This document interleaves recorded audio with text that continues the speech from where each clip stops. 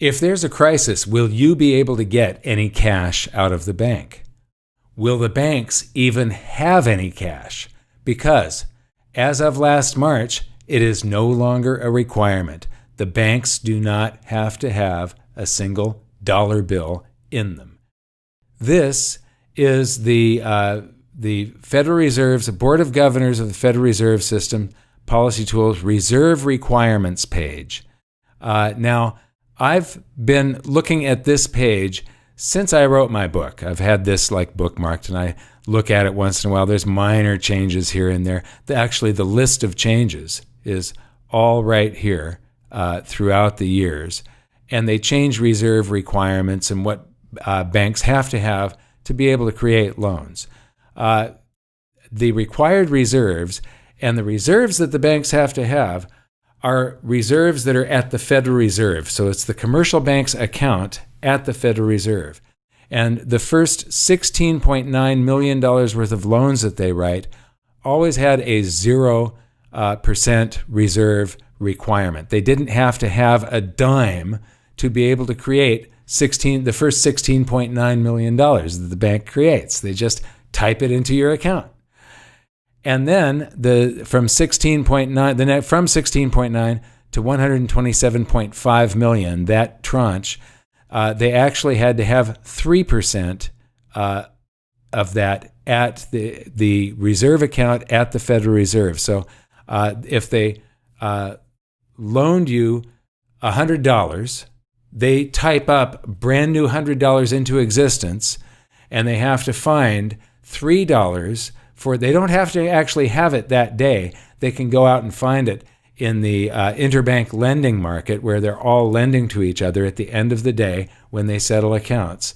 Then this was 10%. So you had 0%, 3%, 10%, 0%, and 0%. And so that's how currency is created by banks and the reserves that are required for them to be able to create the currency. So it's all been taken to zero.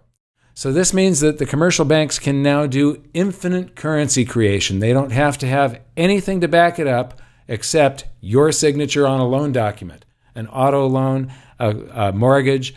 You want to do a billion-dollar real estate project, whatever it is. They don't have to have anything to loan you. They just type brand new currency into the computer, and all of these reserve requirements were changed as effective March 26th. Now, what's more important, though, is this report, Aggregate Reserves of Depository Institutions. And you see the required reserve balances, and that as of April now is at 000 all the way across. But what's more concerning is if you go down to this table number 2, this is reserves, and this is vault cash, too. There's a little footnote there, too. You go down to April, no vault cash is required. This is in millions of dollars, so there's $88 billion worth of vault cash available, but none of it is required. And vault cash is a cost for the bank. They don't like vault cash. They would rather not have any cash on hand at all. Imagine if they didn't have any cash. You wouldn't need nearly as many tellers. You would only be accepting checks as deposits, and those can now be done over an app. So they really would love to get rid of the vault cash. This has all the costs of not just the vault and the security in the banks, but the armored cars, and they buy this vault cash by swapping in reserves that they're getting paid interest on by the Federal Reserve. They swap that and I believe there's a fee for printing the currency, a very small fee. But they're losing the interest when they convert to vault cash, and then they have the armored car costs and the cost of the vault and the added cost of security in the bank. Now, imagine banks with no cash. Is there a need for an armed guard in the bank anymore? I mean, there's nothing there to steal. You can't go in and hold a gun to somebody's head and make them type digits into your account. You're going to get caught. So the vault cash eligible to satisfy reserve requirements. That's what So this is used to satisfy reserve requirements. There are no more reserve requirements. Banks don't have to have any cash on hand, and they don't have to have any currency to loan you. They can now just create an infinite quantity of currency. So that was part of required reserves, the vault cash, and then all of the reserves, when you've got the 10% reserve ratio, was required to make the loans, and here it dropped to 0. So this was the chart I was waiting for. I would have done this video much, much earlier, but I was waiting for this chart to come up, and it says it was updated May 7th, and they always actually post the chart after this update, so it was a couple days later. And all of the daily videos, I've had these tabs open on my web browser since March, waiting for this. So here you go. But now it's at required reserves is 0.000. And vault cash was a portion of this. Of the 214 billion, 88 billion was vault cash. Now, where did that go? It just goes over into another column on the bookkeeping of the banks and the Federal Reserve. It goes into excess reserves. So this is excess reserves of depository institutions. And what you see here is this big jump, and the 214 billion that was over in required reserves is part of that jump. The other part of it, I'm going to explain in another video down the road, because it's very important to understand this. But this is excess reserves, and the banks are getting paid interest on this. It's called the interest rate on excess reserves. All you have to do is type IOER in this field here, and you'll see the interest rate on the excess reserves. So the total assets of the Federal Reserve is about $7 trillion. And you can see that there's a different angle here. I've lined this up so that the chart covers the same date range. And this has been slowing down, the creation of currency, and it's just about to surpass $7 trillion total assets. Remember, the assets are equal to the liabilities plus paid-in capital. So on the other side of assets this is what they bought by creating currency, and the currency is on the other side in the liabilities column. But you'll notice right here that this is slowing down a little bit. But when we go back to excess reserves, that's speeding up. So there's a reason for that. I'm going to show you in a separate video, and it's actually a very important reason to understand. So this is the total monetary base. So base currency is all of the Federal Reserve currency. The Federal Reserve currency is all of the reserves that the banks have. All the banks have accounts at the Federal Reserve.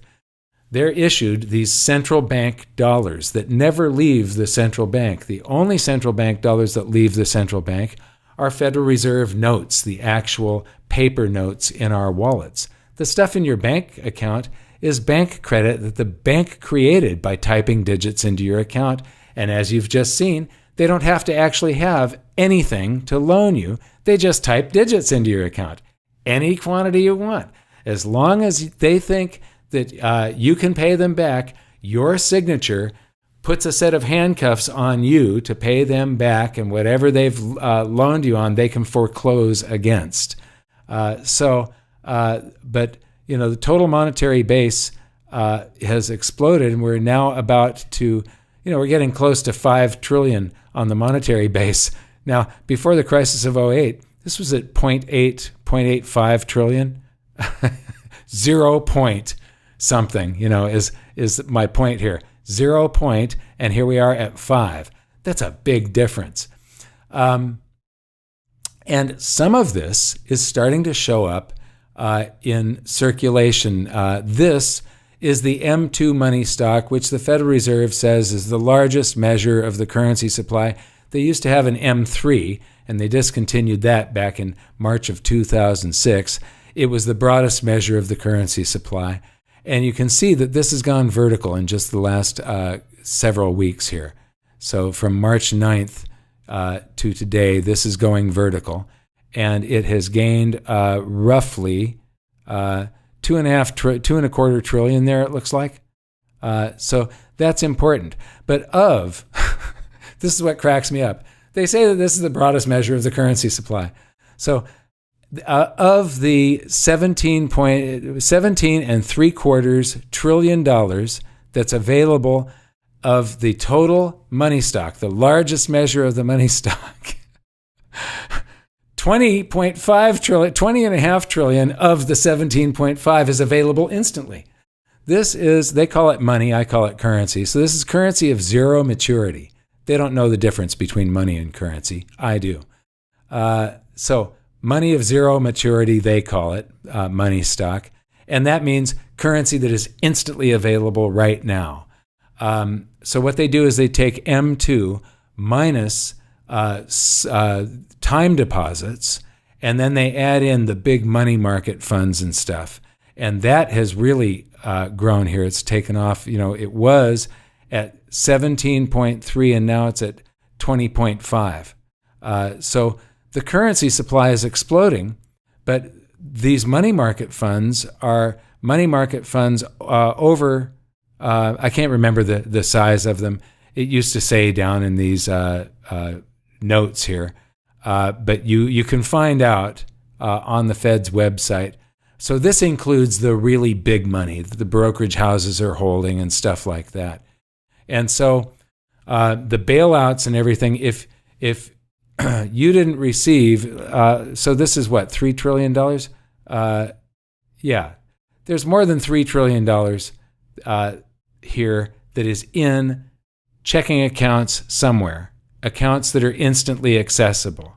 3 trillion, I have to do the math, but there's 330 million people in the United States. What is your percentage of that 3 trillion? And if you didn't get it, then it's unevenly distributed. And there's something called the Cantillon effect that we've talked about before. When you create new currency, it steals purchasing power from the rest of society and transfers it to whoever gets to spend that currency first. Whoever receives that currency gets that stolen wealth. So the currency supply around the world is exploding. The wealthiest people on the planet are getting it, and it's all coming out of our pockets. I want to thank you for watching. Just remember, the banks aren't required to have any cash on hand in case you want some. Thanks a lot. We'll see you next time.